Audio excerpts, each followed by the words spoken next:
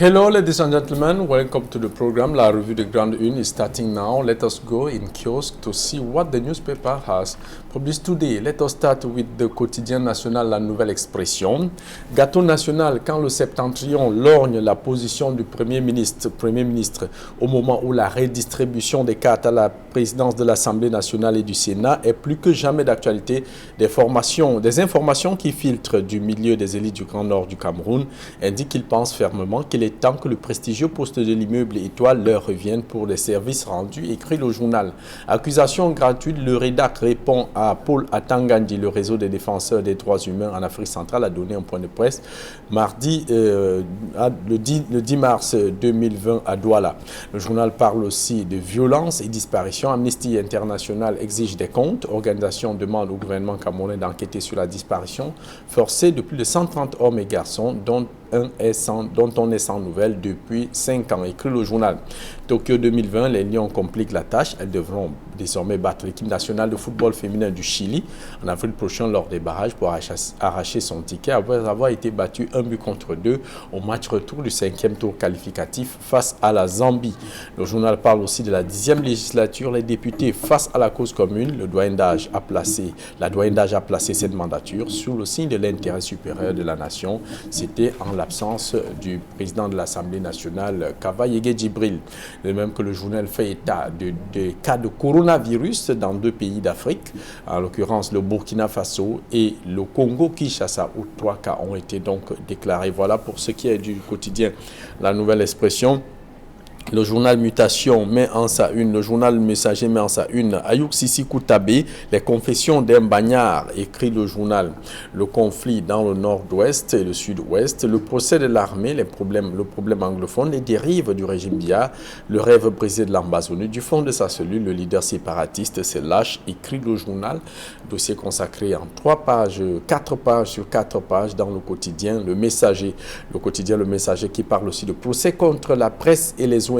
Paul Atangandi, le fou du roi, accusé d'être de mèche avec des groupes armés sécessionnistes. Le REDAC répond au MINAT, indiquant que ses propos sont des déclarations simplement mensongères, calomnieuses et outrageante, répond Maximilienne Gombe, la coordinatrice du REDAC.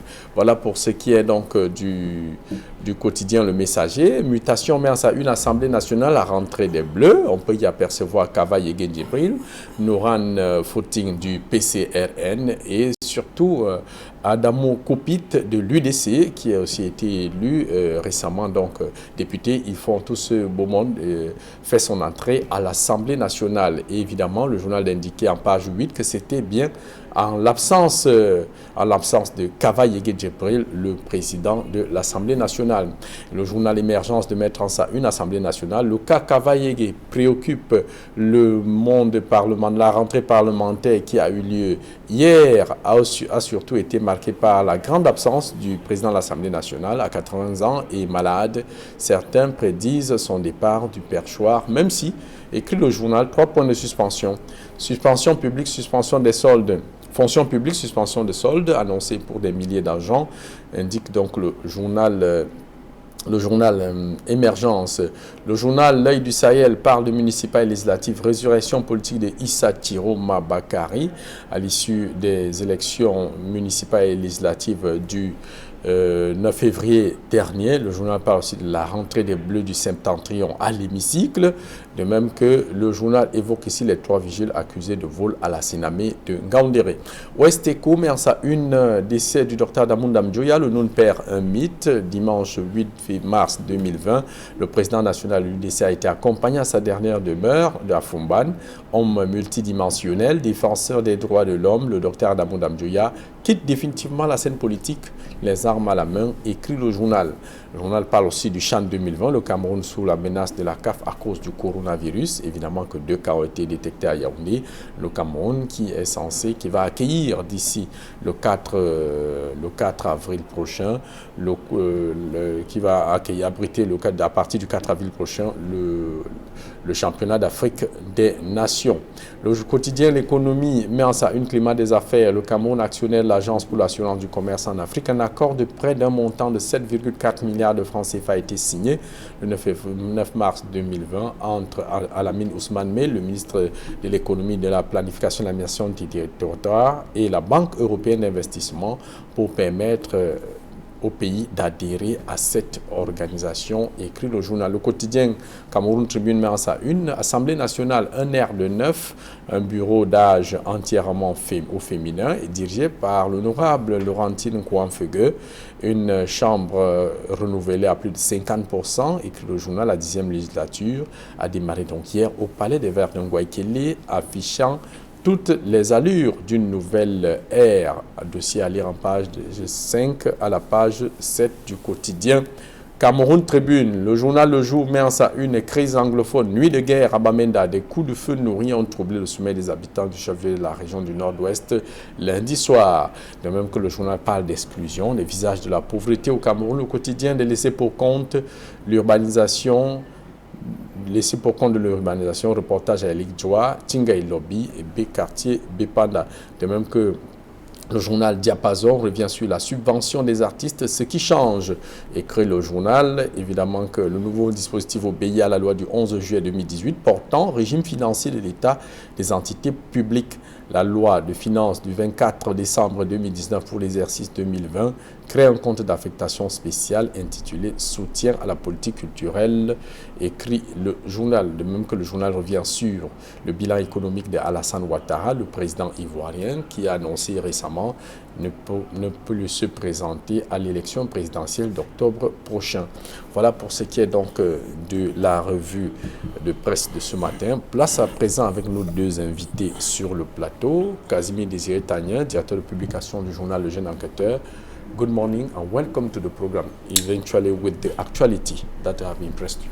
Good morning, Jean-Paul. Good morning, Fomi Anson. And welcome to the Wednesday of Casimir. Bonjour aux téléspectateurs et je leur souhaite la bienvenue au mercredi de Casimir. L'actualité, justement, comme vous l'avez voulu, Jean-Paul, c'est cette histoire de coronavirus, surtout avec les faits divers. Le Cameroun qui est toujours englué dans les faits divers. Avec le coronavirus, on n'a pas échappé à la règle. Souvenez-vous, le chef de l'État avait débloqué la rondelette somme de 50 millions de francs CFA pour aider nos compatriotes qui sont bloqués du côté de la Chine et qui sont pratiquement dans une situation très critique par rapport à ce coronavirus. Malheureusement, la rondelette somme n'a jamais atterri dans les poches des destinataires et cela me rappelle exactement 1994 avec la fameuse opération Coup de cœur où le ministre Augustin Kontchoukomeni, alors ministre de la Communication, qui était marqué par son sobriquet de 0 mort, avait dit que la mallette est restée entre 2 avions. Alors nous espérons que la mallette pour aider nos camarades pour le coronavirus du côté de la Chine n'est pas entre deux avions, ou alors que la mallette n'est pas mise en quarantaine par rapport à ce coronavirus-là. Good morning, Mr. Fomi Armstrong Sanda. Welcome to the program. Bonjour GP, bonjour Grand Frère Désiré. Good morning to you and the viewers, especially fans of this program. Of course, it's a wonderful thing to meet you again, to talk with them, especially on news-making events across Cameroon. I think. So, according to you, what is the main actuality for you? There is this communique that I just received before coming to the studio. It's signed by the senior divisional officer for MESAM in the northwest region. In the northwest region, you know, MESAM constitute the whole of the city of Bamenda, Bamenda 1, Bamenda 2, 3, and of course other subdivisions within MESAM like Bali. You can begin to name. You go right down to Bafut to Tuba subdivision. Now that's what MESAM is. Even right to Santa. Now the communique asks that they're fixing time for vehicles leaving Bamenda, vehicles coming into Bamenda. Now, according to the communique, vehicles that are supposed to leave Bamenda in the morning, they will all have to assemble at the custom junction in Bamenda at 9 a.m. 9 a.m. whether you're coming from which part of the city, you have to stay there till 9 a.m. and be escorted out of the city of Bamenda by military. Out of the city of Bamenda by 9 a.m. Those who plan to leave Bamenda probably in the evening, they will have to assemble at that same spot at 6 p.m. escorted by the military out of Bamenda. Same with vehicles coming from Bafoussam. That is, when you are coming from the littoral region, you have to pass through the west region, and there is a place for this vehicles. Is from Bamenda to Babaju, which is in the Babuto division in the west region. Yeah, so Mazam, a place like that around Bafoussam, I think so. It's not Babaju. It's around Matazam. That's the name I got there. So it's a locality in the west region. So the same thing, they will escort you from Bamenda to that place and escort people from that place into Bamenda by the military. Yeah, exactly the way where the former toll gate. Of course, that's Matazam. Exactly, Matazam. That's the locality. You see, they will take you to that place, and vehicles that are coming into the city of Bamenda, they will have to come and stand there.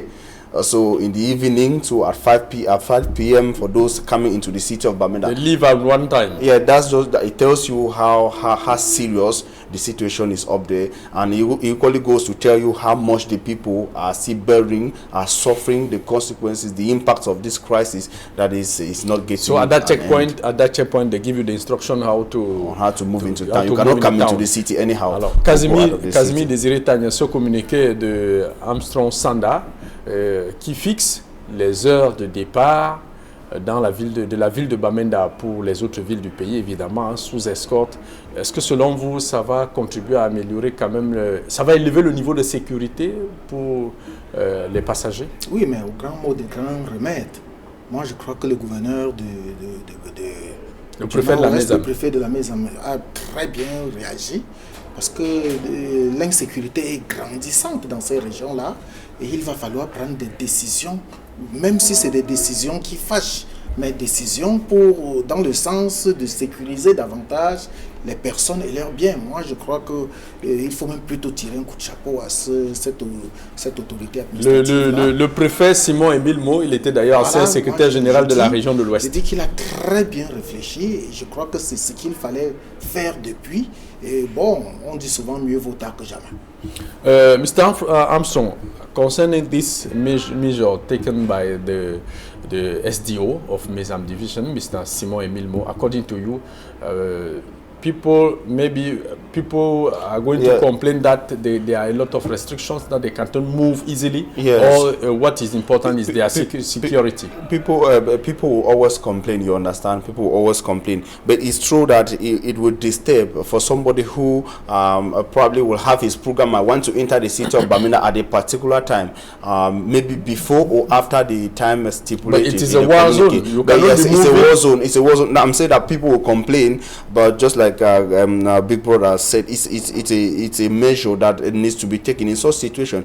The security situation that is precarious is challenging. We had the night breaking yesterday that was really tense in Bamenda with gun battles and gunshots in most of in the center part of the town of Bamenda. So such measures is good. You also understand that this the duo is coming in from even when he left the West region, he was in SDO for Bui division, and Bui is one of the localities hard hit by the crisis, so he was moved from Bui to the Mézam division. We just look forward to see how the decision taken so far will améliorer the security situation mais Jean-Paul, lorsque vous dites que les gens vont se plaindre par rapport à leurs restrictions et autres, moi je ne crois pas que les gens préféreraient se jeter dans la gueule de loup. Personne ne préférerait aller se jeter dans les mains des terroristes. Moi, je crois qu'il est mieux de restreindre les mouvements que de laisser les gens aller comme... Et Formier ensemble a bien fait de préciser que la nuit d'hier, il y a eu des coups de feu un peu partout. Donc, il faut sécuriser davantage les populations, même si c'est des décisions qui fâchent. Moi, je crois que les pouvoirs publics ont fait leur devoir. Il revient maintenant aux citoyens d'observer ces mesures-là, tout simplement. Casimir Désiré Tania, il faut évoquer la question pour que les gens comprennent que la sécurité passe avant tout. Il y a beaucoup qui peuvent... Donc, ce n'est pas dans l'intention de dire que c'est une mauvaise mesure. Il faut que la population comprenne qu'il va... Pourquoi est-ce qu'on a pris cette décision-là et que les populations comprennent que c'est pour leur intérêt, c'est à leur leur intérêt entièrement. I wanted just to precise that Matazam is Santa, which is the that's the border subdivision to the west region. From Babaju. Yes, Babaju of course, is in between Babaju in the west division. region. Yes, in Bamutus in the west region, and of course Santa subdivision. Mais de la même manière, il faut renforcer la sécurité, comme vous avez dit, de Babaju. Dans les zones périphériques, à Bamenda et autres, Babaju et autres, il faut renforcer. Il y a un fort déploiement des forces de l'ordre. Parce que si la sécurité était renforcée, on n'aurait pas vécu ce qu'on a vécu à Galimi il y a quelques jours. Il y a un fort déploiement de forces de l'ordre là, je le dis pour y avoir été. Mr. Armstrong Fomisanda, now let us talk about talk about politics. La nouvelle expression is saying that the Grand North yes, is expecting one of them to be occupying the prime ministry. Yes. Surely National Assembly will be going to Anglophone region. How is it going to change something? If they change, is it going to change something in the ruling of the country? I don't really know why they want that position to go to the Anglophones. I don't know what they want behind the fact that they have not said it. They have not said that it should go to the Anglophones. But when I followed the debates on social media, even on mainstream media, when I was following Equinoxwa in the evening, I got so many people saying that no, it's important for that position to come to the Anglophones. That in Cameroon, yes. You should precise that the position was occupied before by an Anglophone. We remember Foncachan Lawrence. Of course. Yes, who was the last president of National Assembly. Of the National Assembly. Same with the position of the Prime Ministry. We equally had a Northerner that left in 1992. Was it Sadu Ayato or somebody like that? No, Simon Ashidi Ashu. Yes, I'm talking about the former last years. It was late Sadu Ayato. Sadu Ayato, who left the position of the Prime Minister in 1992. And from 1992, I've had only Anglophones in that position of the Prime Minister. Now, if Northerners feel that they don't want that position of Speaker of the National Assembly again, they have been occupying it since 1992 for 28 years. If they have not had any benefit from it, before, if you have a dress, right, JP, yes, you want to throw out the dress or you don't want it again, it shows that there is something wrong with it. And I don't think that if Anglophones, for example, are not asking for the position of Speaker of the National Assembly and Northerners want to throw it away, they should not rather throw it on Anglophones. They should rather give it to people who want it. Now, that's what I see, because the position of Speaker of the National Assembly, it's true. Constitutionally, they will say is the third most important personality in Cameroon. But what does it really give, apart from the fact that you, as the person, you have some advantages. Sit as an individual, and now you have that position. That's it all. And probably you name some people, you call some people from your locality to be your assistant. They're working with you, but what does it really bring to the common people? You have a real power to influence. What powers do you have? What powers do you have? What decisions do you take that can change the lives of the common people? I don't really see it. This is what people want. If it goes to the Anglophone, they take one person. There are two Anglophone regions. Somebody either from the Southwest or the Northwest region. He's the Speaker of the National Assembly. What would change in the life of the common people? Yes, that's my concern. Casimir Désiré Tagne, quand le Septentrion longe le poste de PM, il faut signaler que le Grand Nord a été à l'Assemblée nationale depuis 1992. Le Premier ministère revenait aux anglophones. Est-ce que si aujourd'hui le Grand Nord veut le poste de PM, forcément l'Assemblée nationale ira aux anglophones? Est-ce que ça change véritablement quelque chose dans la conduite des affaires de la nation, ou alors le Grand Nord estime que le poste de le Premier ministère influence ou impacte véritablement sur la politique nationale? Il faut déjà reconnaître que chaque fois qu'on fait les grandes élections dans un pays, et ça a toujours été le cas au Cameroun, il faut redistribuer les cartes. Il faut redéployer les cartes, il faut revoir l'échiquier politique national de part et d'autre. Et justement, après l'élection présidentielle de 2018, après le double scrutin du 9 février dernier, je crois qu'il y a une nécessité impérieuse de redistribuer les cartes. Alors, c'est tout à fait normal, c'est même légitime que le Grand Nord lorgne le poste de Premier ministère qui ne leur est plus revenu depuis 1992, comme Formian Tsomlap si bien révélé. Mais, est-ce que c'est nécessaire maintenant? et qu'est-ce que ça va leur apporter. Ça change quoi? Est-ce que le Premier ministre actuel, qui est à peine à 2 ans d'âge à ce poste-là, est-ce qu'il a manifesté des défaillances quelconques? Tout au contraire, moi je crois que, et c'est tout en son honneur, Sa Majesté le docteur Joseph Dion-Ngouté n'est allé que de victoire en victoire, excepté l'histoire qui est dans le nord-ouest et le sud-ouest, qui ne dépend véritablement pas de lui. On lui a confié le grand dialogue national. Je ne pense pas qu'un autre Premier ministre aurait fait mieux que lui, ou aurait fait même la moitié de ce qu'il a fait. Donc, ce serait inimaginable qu'à l'heure actuelle, on pense à l'enlever de ce poste-là, parce que je ne sais pas quelle autre récompense on pourra lui donner, étant donné qu'il est Premier ministre, il n'est ni sénateur, ni député, pour espérer qu'il peut monter en grade. Donc, oui. Allons au-delà des individus, de qui ont bien travaillé. On parle d'une répartition, d'une redistribution politique, peu importe les individus qui y sont. Est-ce que cette redistribution des postes véritablement influence, apporte quelque chose dans le quotidien des habitants de cette région? Lorsque un anglophone est au Premier ministère, qu'est-ce que ça apporte lorsque, encore que le quotidien La Nouvelle Expression le signalait, a d'ailleurs relevé le témoignage d'un ancien étudiant originaire du Mayo-Sava qui dit le président de l'Assemblée nationale est vissé sur le fauteuil du président de cette institution depuis 92. Qu'est-ce que ça a véritablement apporté à l'extrême nord? On ne voit que la misère partout, à part à lui et sa famille nucléaire. C'est ce que le journal Lorsque vous regardez les actions de Kavaye Djibril, d'ailleurs, qui a une longévité inouïe à ce poste, figurez-vous, Kavaye Djibril est député de la nation depuis 1972. Il est président de l'Assemblée nationale depuis 1992, après Foncachan, Lawrence et les autres. Et donc, regardez bien qu'est-ce que lui, en tant que président de l'Assemblée nationale, il a apporté au Grand Nord. Très peu de choses. Donc, quel que soit celui qui est là, je ne pense pas que le poste apporte nécessairement quelque chose à la région. Et demandez-vous qu'est-ce que l'Ouest a bénéficié de Nyat Djifendi qui est président du Sénat. Donc ça c'est des intérêts, je crois que c'est une répartition juste pour consoler les uns et les autres, et c'est pour cela que vous voyez la primature et aussi les anglophones, l'Assemblée nationale est au nord et la présidence du Sénat est à l'ouest. C'est juste une répartition pour faire plaisir. Mais malgré ce plaisir, je crois que l'urgence, l'impérieuse urgence est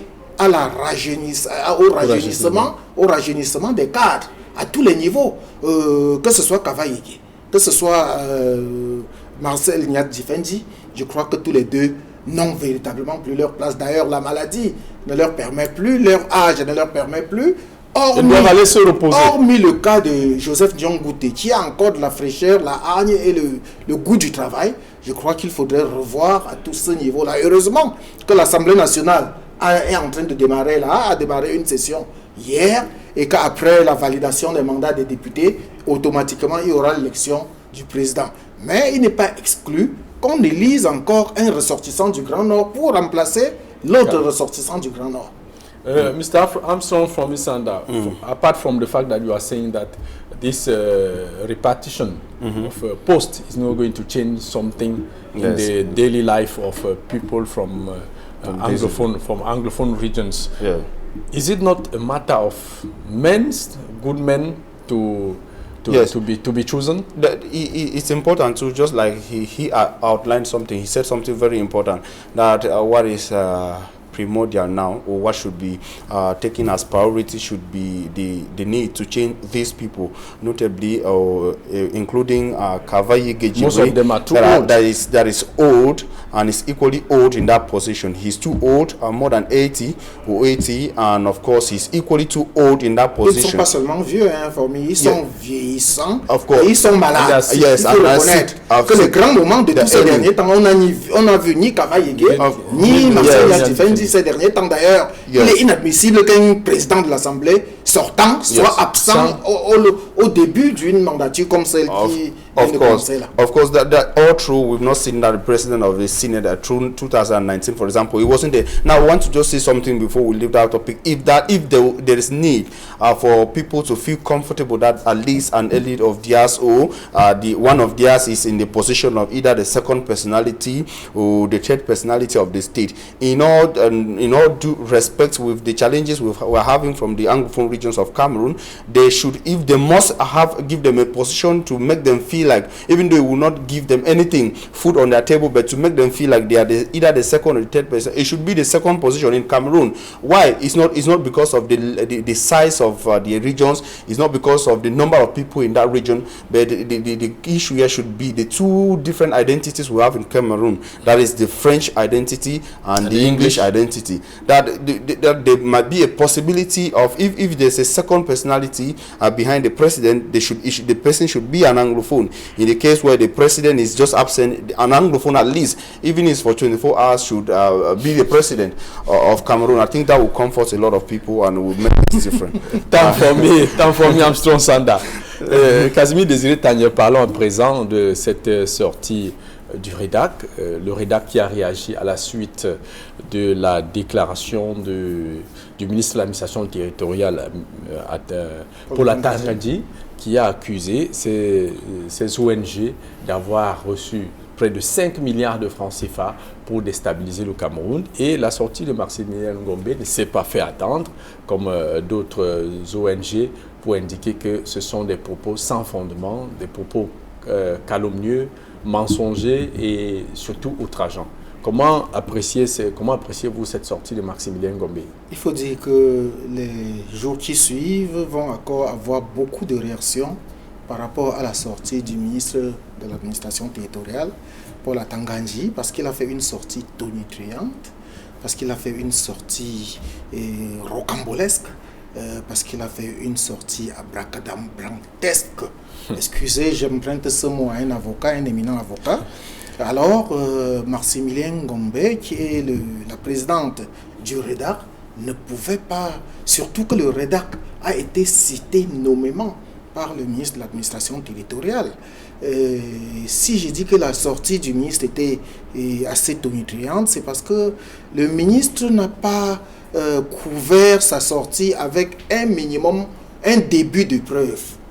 Dire officiellement que ces ONG, tout comme les organes de presse que le ministre a cités, perçoivent plus de 5 milliards de francs CFA.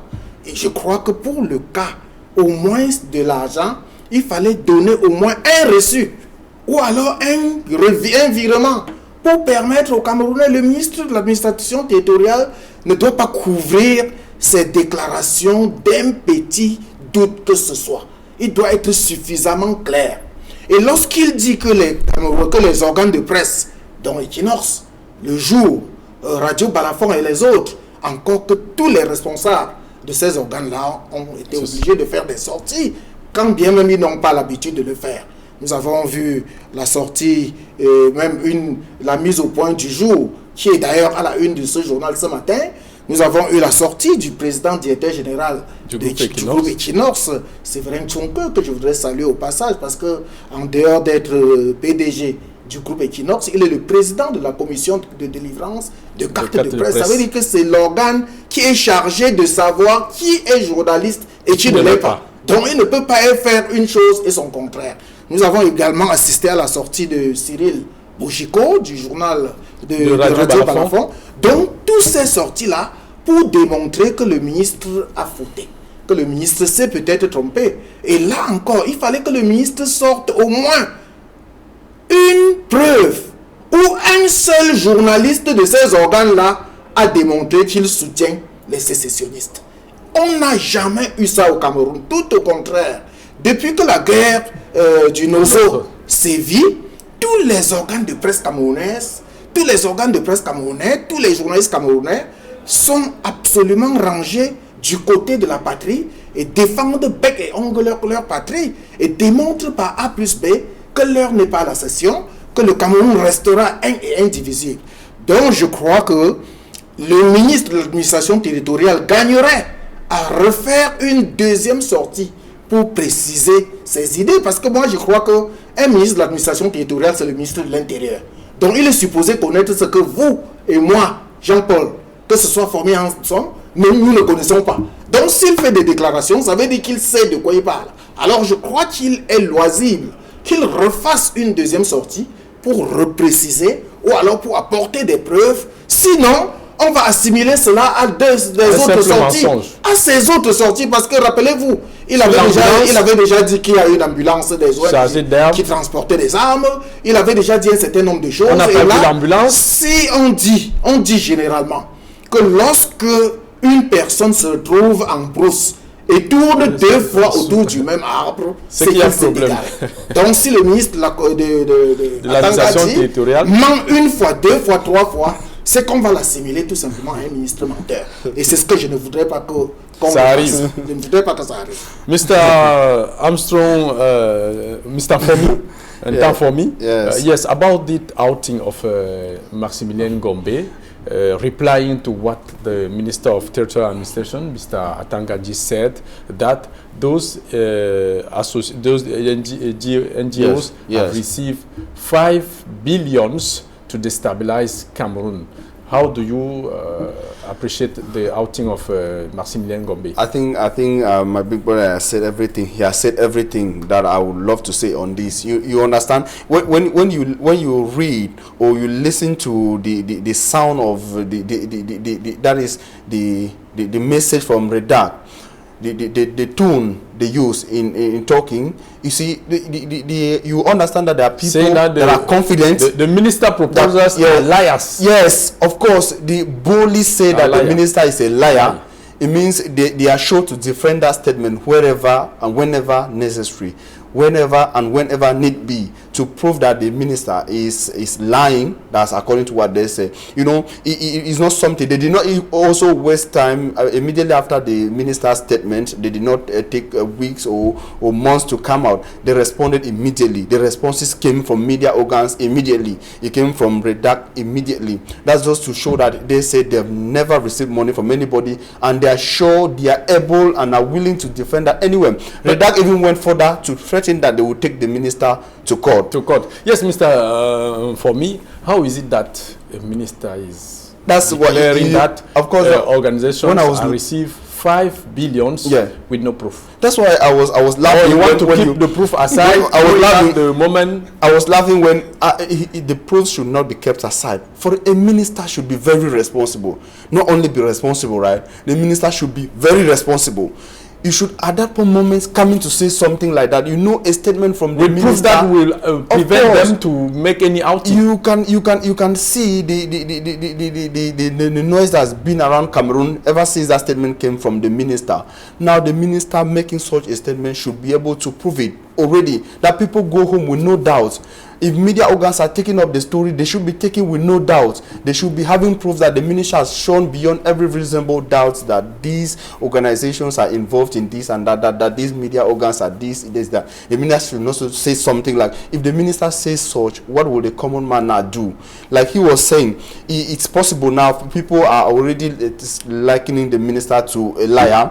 He might have had the proofs, but it was actually a wrong communication strategy to come and make such declarations without proving, without showing the proofs that these are the receipts, these are bank transactions, these are the things that show that these people are involved in it. Like he said, if the minister has these proofs, he should come as fast as possible to show it to Cameroon, and he should not leave people in doubt. Now, before I end, I would just say that if the fact that the minister presented them without these proofs and gave reasons for some Cameroonians who went on social media to say that it's a distraction strategy, that the outing of Minister Paul Atangaji came out to distract people and media focus, the national and international community from the issues, because it came just after the Ngalim and the Bamenda March incident. Of course, it buried everything at the point where people were supposed to ask questions on how these people entered through Bamenda to Ngalim, at the time when people are supposed to ask questions on how an explosive could be planted the commercial avenue in Bamenda.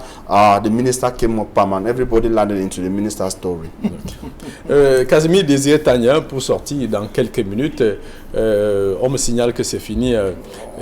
On sort quand même. Oui, on sort quand même. Cette menace, cette sortie, défaite des Lions indomptables et les menaces du coronavirus sur la tenue du CHAN. Non, disons que la défaite des Lions indomptables démontre exactement la précarité qui sévit actuellement dans les clubs camerounais, dans les clubs fagnons du Cameroun. Et sachez que dans quelques jours, dans 3 semaines exactement, nous aurons le démarrage du CHAN. Les Camerounais ne sont pas toujours bien préparés. Et l'équipe était annoncée à Bafoussam, tantôt à Yaoundé, et ainsi de suite. Dans 6 mois ou bien en 8 mois, ce sera la CAN de football. Donc il y a l'imprécarité, il y a l'impréparation totale qui est là. Et nous sommes là, on attend des victoires, alors qu'au fond, rien n'est fait pour qu'on ait ces victoires-là.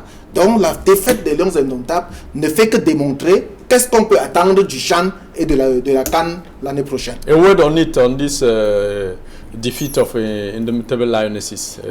Yes, of course, I feel bad that if we get to miss out on the Olympic Games, it wouldn't be good. Of course, we are expecting that they should win the match, the last and but one match that they have against Chile. We know it's going to be a tough match, but we wish them good luck. Thank you very much. We have come to the end of the program. Thank you to Mr. Mfomi. Thank you to Mr. Casimir Désiré Tania. Stay tuned on Equinox TV. Later, we are going to meet tomorrow for the last edition of the week.